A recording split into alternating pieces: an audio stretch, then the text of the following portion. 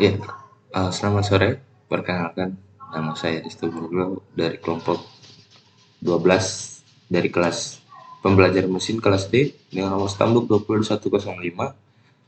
Di sini saya akan mempresentasikan metode Cohen Nernst Network KNN. Ya, kebetulan kelompok saya sendiri, jadi kelompok 12 isinya hanya saya sendiri. Ya.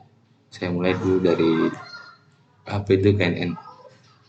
Ya, KNN sendiri adalah suatu metode yang menggunakan algoritma supervisi di mana hasil dari query instan yang baru diklasifikasikan berdasarkan mayoritas dari kategori pada KNN itu sendiri. Tujuannya adalah untuk mengklasifikasikan objek baru berdasarkan atribut dari training sampel. Nah, dari klasifikasi tidak menggunakan model apapun untuk dicocokkan, hanya berdasarkan pada memori yang diberikan titik query dan akan ditemukan sejumlah nilai K, karena ini identik dengan nilai K, dari objek atau titik training yang paling dekat dengan titik query-nya. Nah, klasifikasi menggunakan voting terbanyak di antara klasifikasi dari nilai K objek yang algoritma KNN menggunakan klasifikasi ketetanggaan sebagai nilai prediksi dari query instansi yang baru. Lalu ada kelebihan dan kekurangan dari metode KNN. Yang pertama kelebihannya dulu.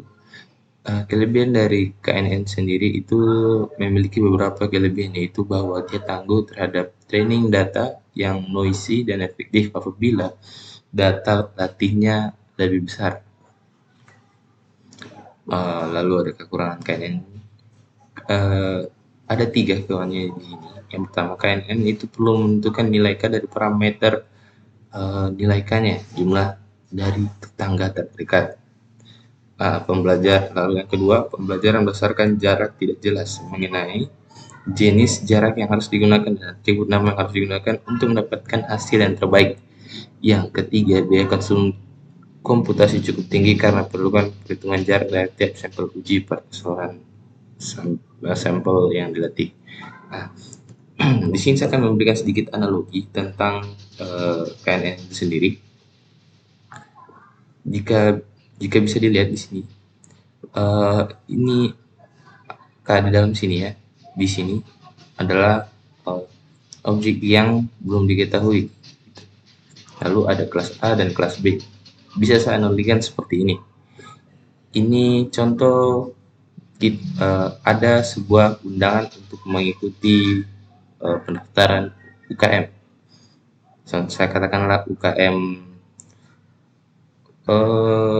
ya katakanlah saja UKM. Saya ingin sebut UKM apa. Lalu dari UKM ini, dia ini katakanlah saya ingin ikut UKM, namun saya ingin bertanya ke teman-teman saya yang lain, apakah contoh yang si hijau ini ikut atau tidak. Nah, contoh dari yang paling dekat saja dulu. Saya paling dekat di sini, 1, dia mengatakan ikut, jadi saya ikut. Tapi kalau saya bertanya lagi ke yang teman saya yang lain, ada 6 tambahan saya yang lain, contoh di luar sini. Nah, contoh yang ini dia ikut, lalu yang ini tidak, namun bisa dilihat di sini 3, di sini 4. Nah, jadi tetap di sini 4 teman saya paling banyak mengatakan ikut dan 3 teman saya katakan tidak. Nah, seperti itulah analogi dari KNN. Terus jadi hasilnya katakanlah saya ikut daftar sebuah UKM. Nah, seperti itu dari analoginya.